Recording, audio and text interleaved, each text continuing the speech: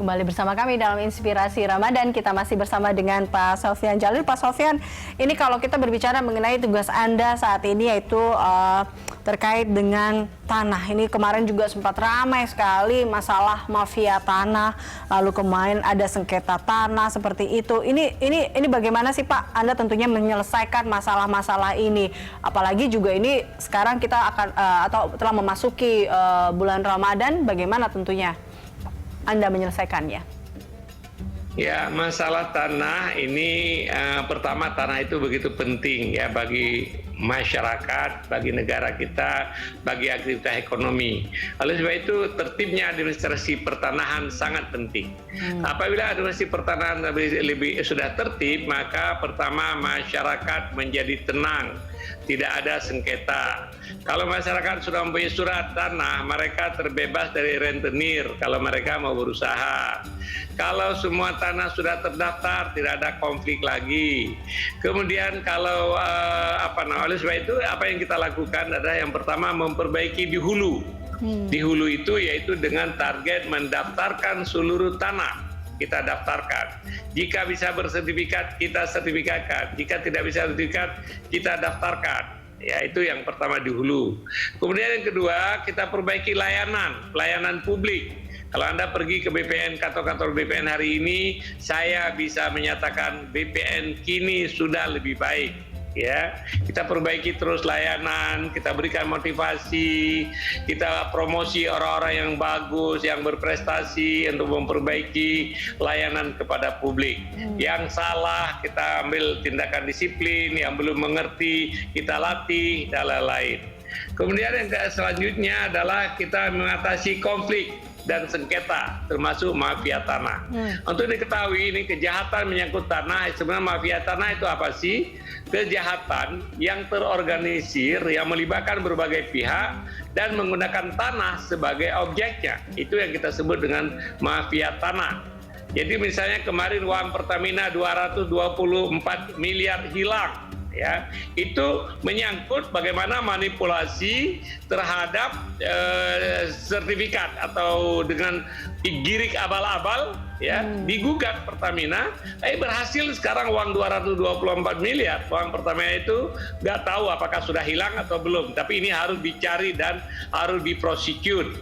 Kemudian ada tanah orang sudah punya sertifikat sejak tahun 75 oleh mafia tanah dengan bekerja sama, ada orang BPN terlibat, ada orang kelurahan terlibat dan lain-lain. Kemudian tanah si A menjadi dikeluarkan sertifikat menjadi si B, kita ambil tindakan.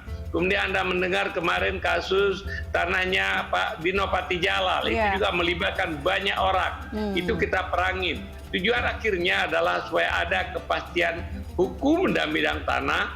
Dengan demikian orang yang punya tanah bisa dia nyaman, bisa kalau terjadi gangguan terhadap haknya bisa dipertahankan. Kemudian kalau dia memerlukan modal bisa pergi ke bank dengan menjadikan sertifikat tanah sebagai jaminannya, ya.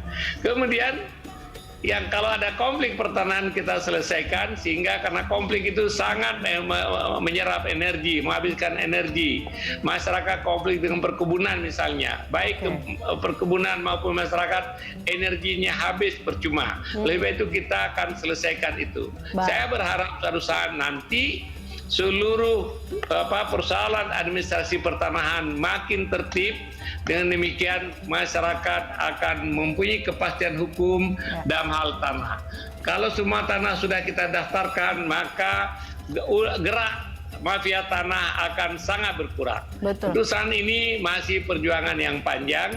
Selama Ramadan kita bekerja sebagaimana biasa, tentu dengan penyesuaian waktu yang lebih manageable. Oke. Terakhir Pak Sofyan, tentunya apa yang ingin Anda sampaikan di bulan Ramadan ini kepada seluruh masyarakat Indonesia? Kepada masyarakat Indonesia, terutama yang menyangkut pertanahan, yang pertama, kalau misalnya Bapak dan Ibu punya sertifikat, jangan mudah dikasih ke orang, ya. Hati-hati betul, karena surat sertifikat itu ada surat berharga. Yang kedua, kalau misalnya tanahnya belum bersertifikat, nanti mudah-mudahan kami akan mendaftarkan dan mensertifikatkan. Yang ketiga, pemerintah sangat serius ingin memberikan jaminan dan memberikan ketertiban administrasi pertanahan di Indonesia. Mudah-mudahan dengan doa dari masyarakat, dengan dukungan dari semua kita, target yang mulia ini akan bisa dicapai. Kami punya target tahun 2025, kami harapkan seluruh tanah bisa terdaftar. Baik, terima kasih. Terima kasih Pak Sofyan telah bergabung bersama kami tentunya dalam Inspirasi Ramadan. Sehat terus Pak di bulan Ramadan ini, tetap bertugas ya Pak ya. Terima kasih tentunya telah bergabung dan memberikan inspirasi di sore hari ini. Dan terima kasih. Demikian tadi dialog inspirasi Ramadan kita, dan tentunya Anda bisa memberikan informasi dan saran kepada kami lewat email di news@berita1.tv atau follow kami via Twitter, Facebook, YouTube, serta Instagram. Terima kasih atas kebersamaan Anda. Sampai jumpa.